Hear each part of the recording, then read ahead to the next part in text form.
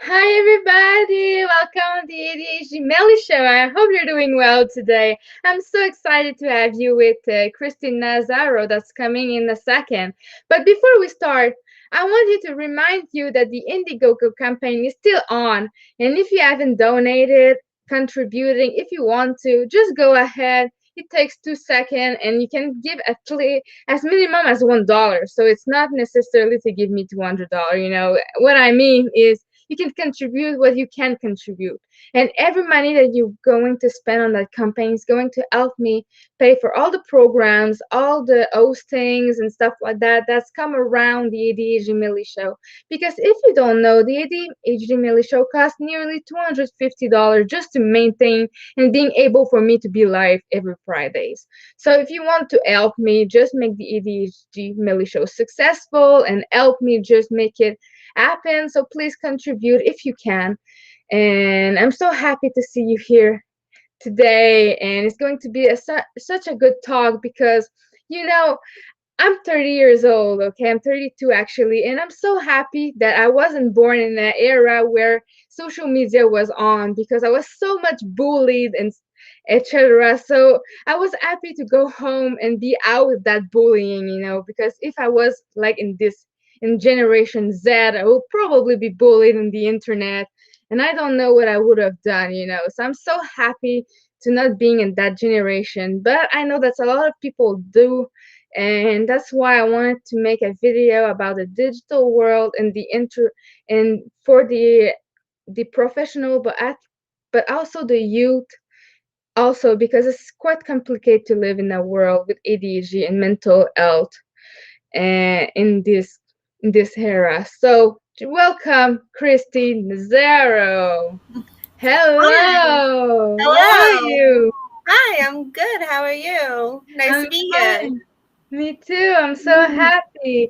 So Yeah. the first question that I always ask my guests is talk to me a little bit about you and why you decide to be implicated in the mental health awareness and stuff like that. So please talk to me about you a little bit. Yeah, sure. So my story with entrepreneurship and kind of where I am now is very not linear whatsoever. Like I've taken like a lot of different paths that have led to where I am now.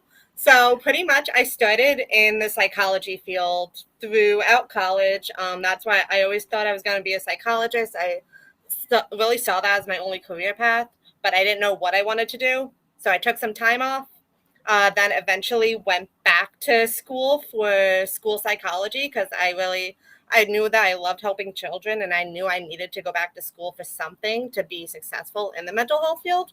So I thought that was a good fit.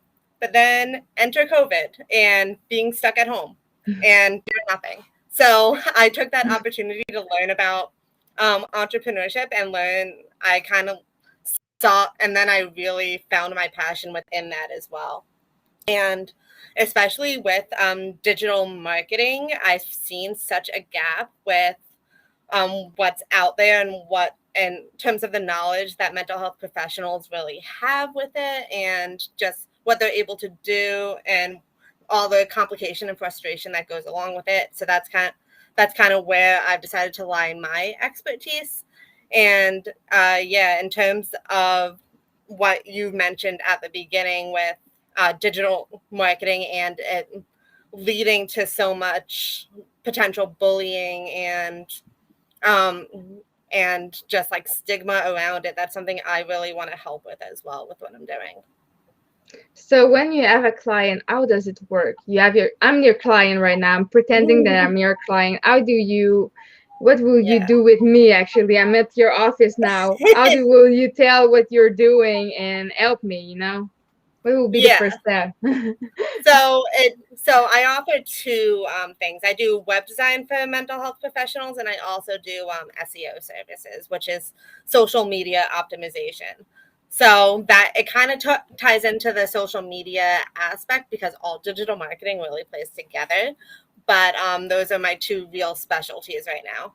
So in terms of website design, what I would first do is have a strategy session with my client, make sure I'm able to align their vision with with what I am doing, and make sure that the website really holds true to who they are, true to their practice, and make sure we have a good strategy in place.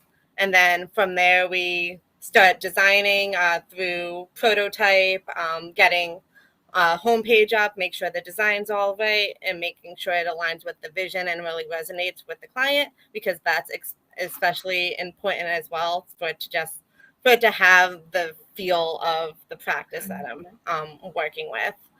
And then we just have rounds of revisions. I try to do a very collaborative process as well. So if I try to make it so that I'm constantly getting feedback from my clients, and it's not just I put something out there and you better like it, or well, too bad. No, I try to like make sure I'm constantly getting feedback. And in terms of SEO services, it's kind of like more, it's a very different ballgame, because it's a lot more strategy, and it's a lot more developing a strategy first and then putting it into place. And there's like a lot of different factors, whether it be doing keyword research, making sure the technicals of the website are all up and running, or doing blogger outreach. There's like a lot of components that go into a strategy that are very unique to the client.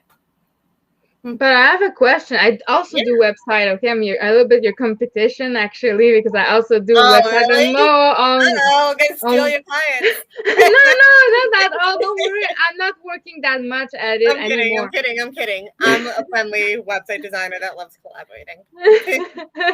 So yeah, I work more on WordPress, but that's not mostly my question. As I'm also working at website and stuff like that, so I have any kind of client, right? But what's the difference with a person that has an organization with mental health and another client that has a shop or a coffee or stuff like that? What is your approach is different with those two type of clients? Great question. So in terms of mental health professionals, I feel like it's a lot more necessary for the website to hold a real true connection with the client.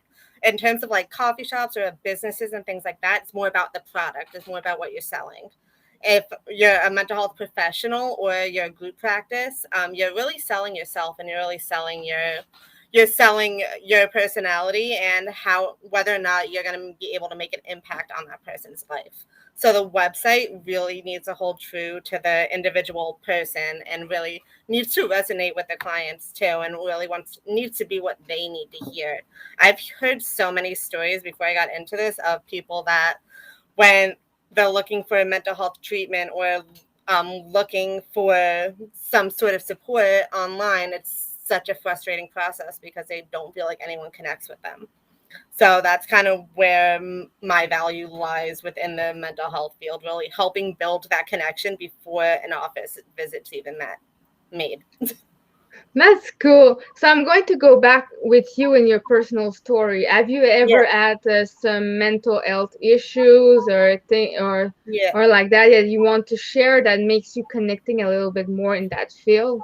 Yeah, sure. So I never had anything like 100% diagnosed, but when I was in high school, my something I remember the most is just my level of not wanting to talk to anyone and having severe anxiety over that.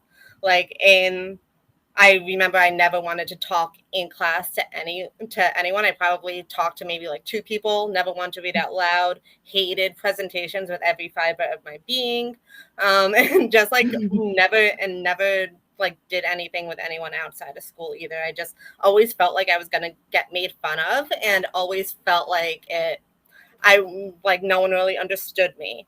So I guess that's kind of relates to why I want to help professionals in the way that I do. So other people that are like me or were like me when I was younger, luckily I've grown out of a lot of that myself. I never really sought out mental health treatment, and I think a lot of that goes back to the stigma. But I just want to make sure that other people that feel like me and are able to see that it's important to get the help that you need, and there are people that relate to you, and you are able to find them online. It doesn't have to be such a gruesome process. So what do you think is the hardest, to put yourself on social media if when you have what will you I'm reformulating that. Sorry. It's What okay. So I'm giving you an example of me. I'm putting myself on the social media. Hmm. I'm talking about ADHD. I'm doing mental health awareness. So Yeah. what will be your tip for somebody like me that want to do a lot of awareness? Like my show is free. I'm never going to charge for it, at least for my Indiegogo page. If they want, they Yeah. can. But I'm not going to just everybody to just pay because you want to pay. I want to help. It's mostly my value. I want to help people mostly than just getting money out of it. And Yeah. so, what will be your tips to for somebody like me to success more on the internet? Yeah, so I think in terms of promoting and getting engagement on the internet, it really comes back to, this is such an overplayed line, and I apologize for saying it, but it really comes back to just creating value and making sure you're not just soliciting people right away. Even if you do have a great if you have a great cause like you do and your show does, people are more receptive to it. But also the way that just showing the value and kind of on the back end having the offer there is really what's helpful. So maybe putting out more posts about like giving information about what you do or giving information about the topic at hand, and just really educating people and showing why they should really care about your show and what value they're going to get out of it is what's going to be the most helpful. And also connecting with people, connecting with your target audience as well. So making sure the people that are in your network are people that people that will really like and engage with your content. I'm quite lucky. I have so much people that like my show. Like Rosa, she's one of my, she was my guest like last week, and Hi, she's so Rosa. amazing. She helped me a lot. She gave a lot of money to the Indiegogo. I'm just like, wow. I was like, I saw the amount, I was like, oh my god. Yeah. I need to make this show very good now. I feel so much It pressure is. now. Don't worry, it's amazing. You're doing amazing. Thanks so much. So now I don't know if you do social media too, but for me, LinkedIn, I feel I can touch a lot of people on LinkedIn, but like you can Yeah. see, I started my Facebook, I have Right. Twitch, I have YouTube, and I have Instagram that I have a lot of difficulty to manage that because there's a lot Right. of content to every place. So Yeah. what will be your advice on when you have a lot of social media that you have to take care of, but which Right. are the best you think to make it a little bit more seen, a little bit more fun, a little bit more engaging? Which is your Right. favorite social media? Because LinkedIn, I like it, but it's not my Mhm. favorite one. I have to admit that. Right. So, what is your favorite Before I answer your question, what is your favorite platform?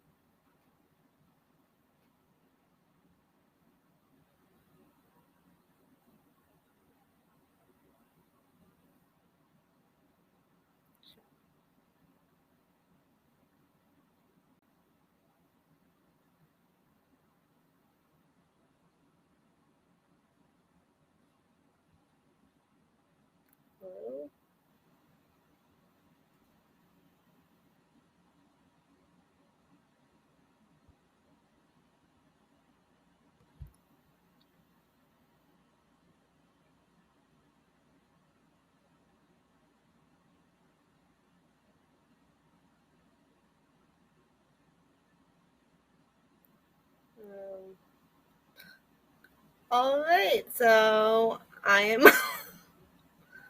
All right. Hey guys, I am not sure what happened to Melly, so I'm gonna turn off my camera until she hopefully comes back and see what's going on.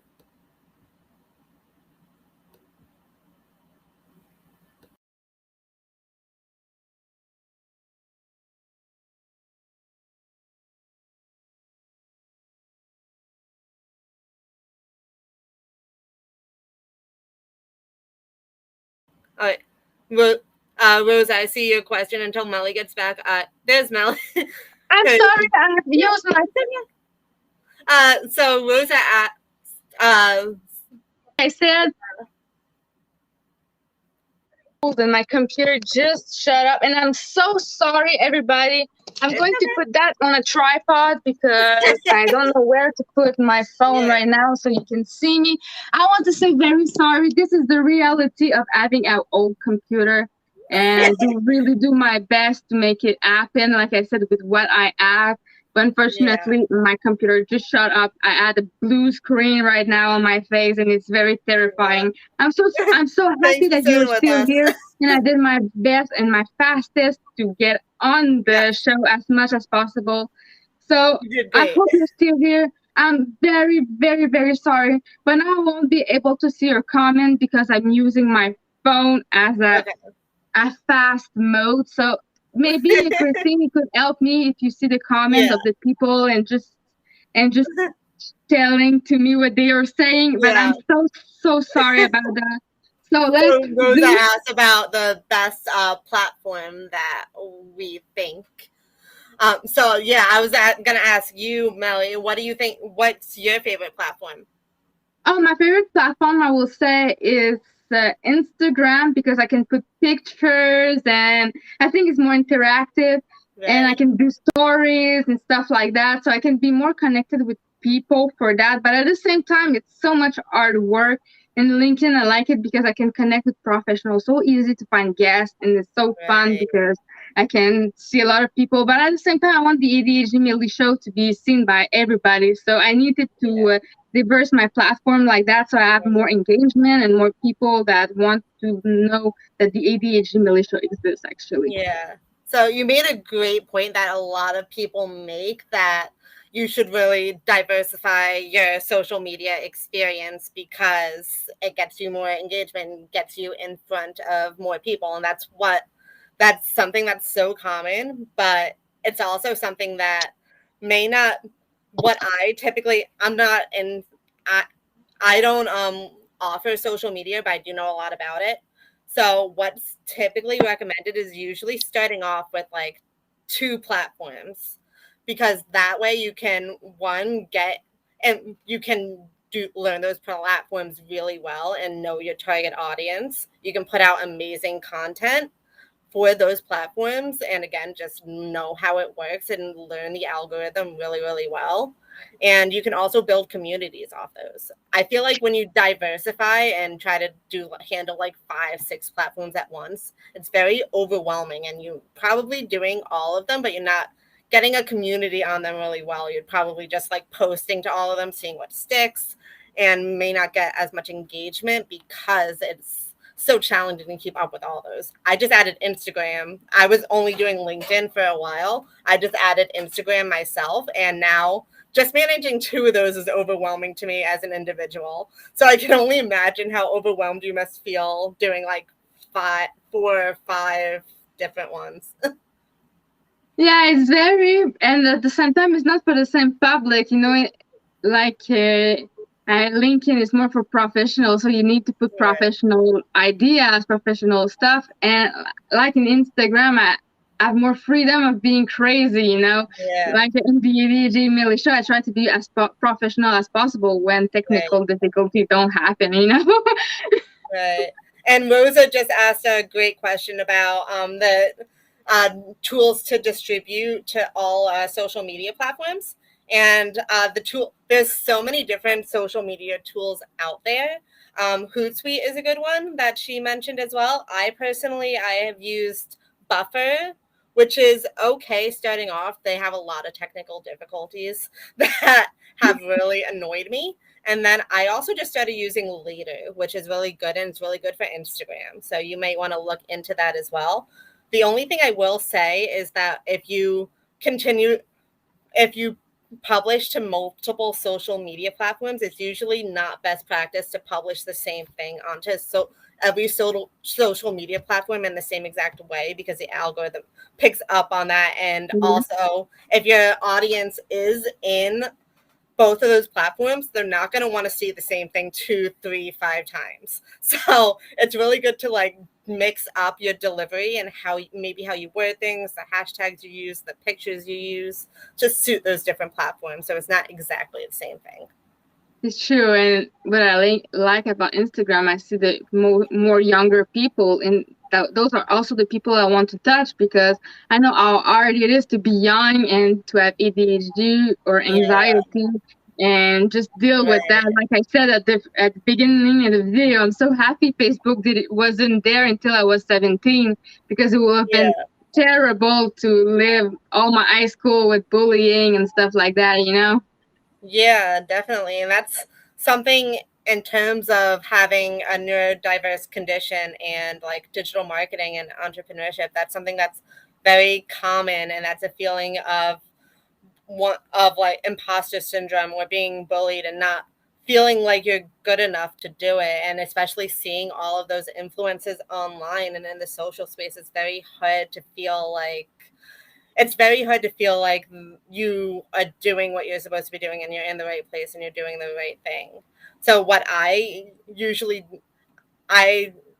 you can probably speak more to this than I can because I can just speak from from the professional perspective, but I find it very helpful to just not I guess not look as realize that with social posts, people are showing the best part of themselves. They're not showing the part that they may not be showing the vulnerable part as much, and they may not be showing what is really haunting them and kind of the negative aspects of themselves. People are, especially in the entrepreneur space, they're getting a lot more vulnerable and a lot more they want to share their personal stories a lot more, but there's still so many people that will only share the positives of themselves and realize that's not every day, and that's just not reality.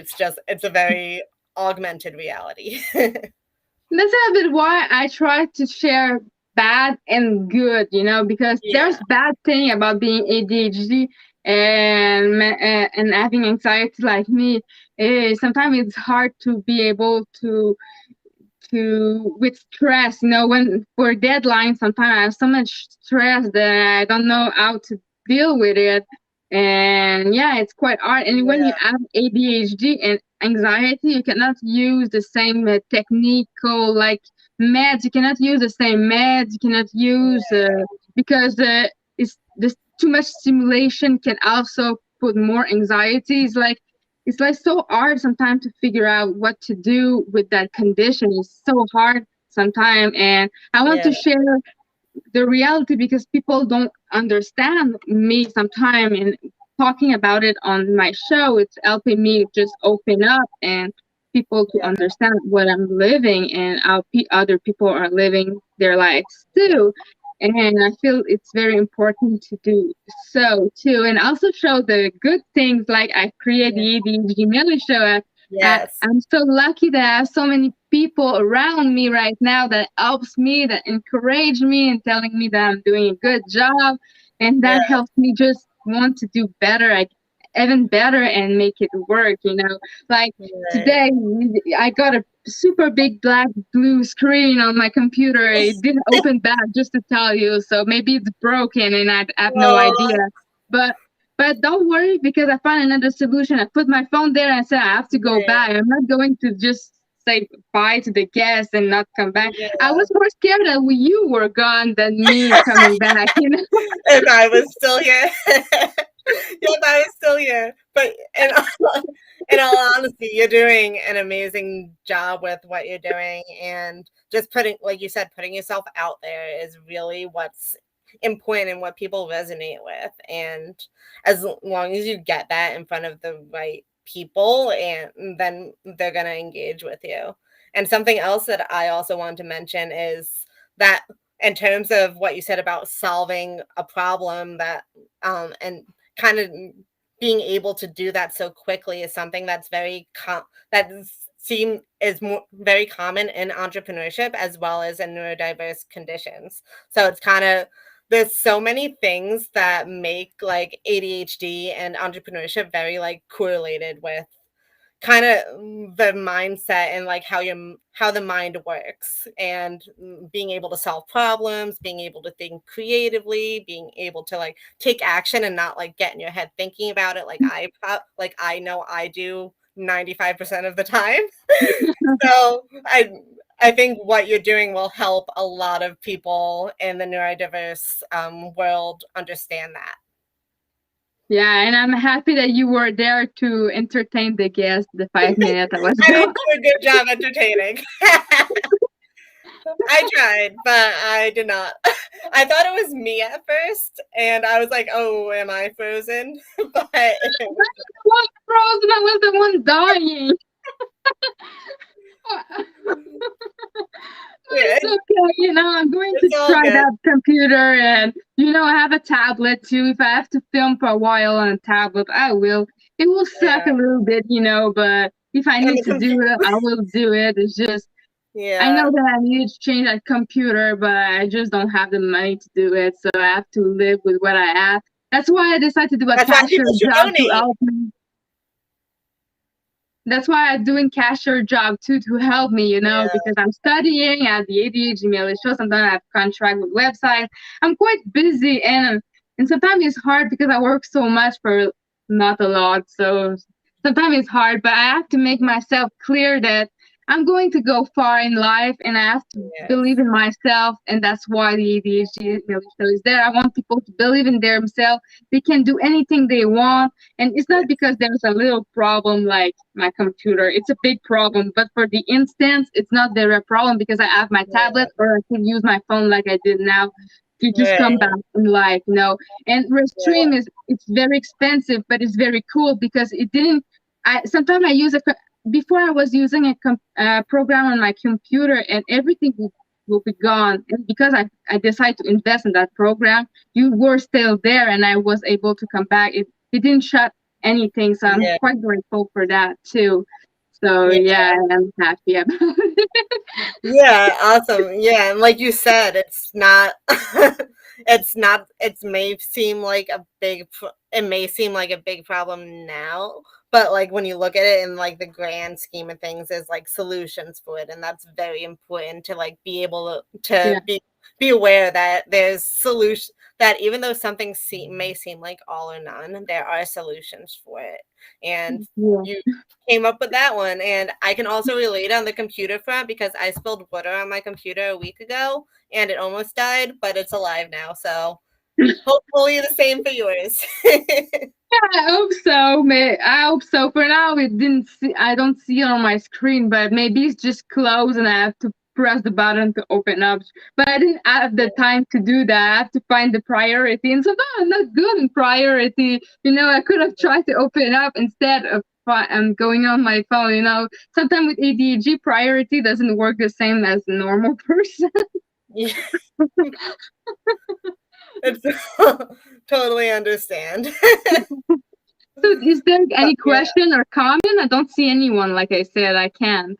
Yeah, I just see Rose and she's telling people to donate. Oh. It would But be amazing if people yeah, donate because yes, I do need a new yeah. computer, please. Okay. So we can host more of the Melly show. Yeah. And all the money, like I said, is going to go on the show. I'm not going to pay like Yeah. candy with it. It's all going to go on the show and it's going to help me improve it and having better guests and taking more time on the show and having so much fun. Because like the title is neurodiversity and entrepreneurship and I'm a businesswoman as with Yeah. ADHD and it's so fun at the same time I think because I have so many ideas but at the same time, it's hard for me to prioritize, like I said, and procrastination and things like that. So, yeah, Right. I have my good Yeah. side, and I have my bad side. Right. And I would say with that, with procrastination and things getting in the way, I would really say focus on maybe prioritize what brings you the most joy and what you love doing the most because that's what you'll be able to get done because you'll be able to Yeah. focus and hone in on that and you'll be able to like bang it out in like half the time that's I will. So really focus on what brings you the most value and what you love doing the most. Yeah, so what I'm going to ask you about your what you do to those professional.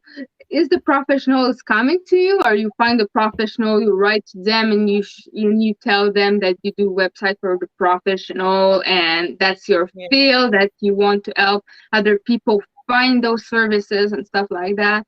How does it work for the client search? Do you mean like in like a sales and marketing aspect, like how I get clients? Yes, exactly. Yeah, so I've been using, I feel like with any like marketing or sales, it's really like best to use like kind of like a combination of things. One, especially at the beginning when you don't really know what's going to stick.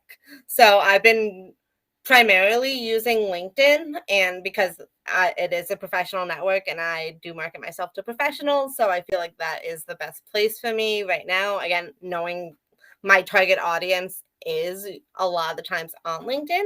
So I've been trying to use that from a sale, both putting out content and also from a sales approach as well, and trying and selling myself.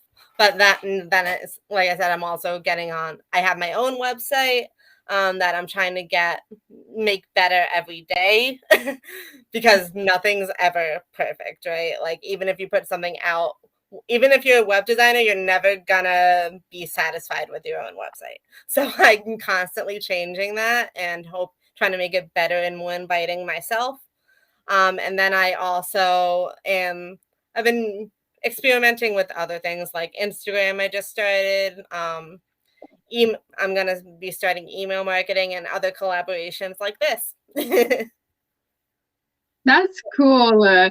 And I find it's very fun. It's very cool because the client probably see your other job that you do, and they like if they like it, if they see that you do a lot of good about it, I'm sure they are going to hire you, because Yeah.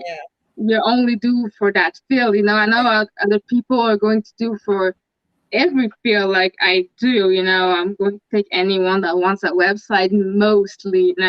At least they are client that I want to work with it, and that's hard. Yeah. It's all about knowing your niche and knowing Yeah. and finding like one specific audience you can really help. Yeah, exactly. That's exactly what I Yeah. mean too. Is there any comments, everybody? If you have comments for now, we're going to leave soon because Uh, so if you have any comments for now for us, we'll be so happy to answer them or anything. So Kristen yeah, is I'll going to be shout the them out one if I see writing them. them for me because I cannot see them because I unfortunately Yeah. use my phone. I don't see any questions. No. So if you have any question, you can go ahead.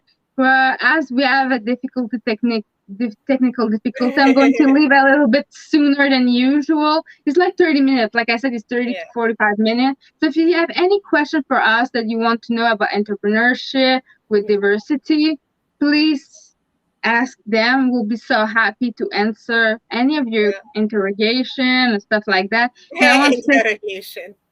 I'm sorry, I'm no good with my English sometimes. Oh no, it's okay. No, I didn't mean that in a bad way. Don't worry. I'm sorry for that, but No, French is it, my first it wasn't a language if bad you don't know. way. Yeah, So if you yeah, have French. any questions whatsoever, feel free to ask them away. And you can find I am active on LinkedIn as well. Just my name is, I think that's my handle. I don't remember. But yeah, so you can find me on LinkedIn as well. And feel free to connect with me and say hi. But yeah, Rosa said thank you. Cool. I'm happy to have you here, Rosa, and listen to my show. You unfortunately came in a little bit weird episode, but it's okay. It's a live show. Anything can happen, like I said, and now this happened. It's okay. Okay, I'm not going to be mad about it or anything. I'm just going to use that experience that these things can happen, and it's the joy of being alive. And yeah, so like I always do, I'm going to let you finish the show saying the end word before we leave. So do you have anything that you want to share before? No, just thanks for having me here. It was great to chat, and it was great to learn more about you as well. And like I said, if anyone wants to hang out, find me, you can find me on LinkedIn, or my website is mindthrivedigital.com.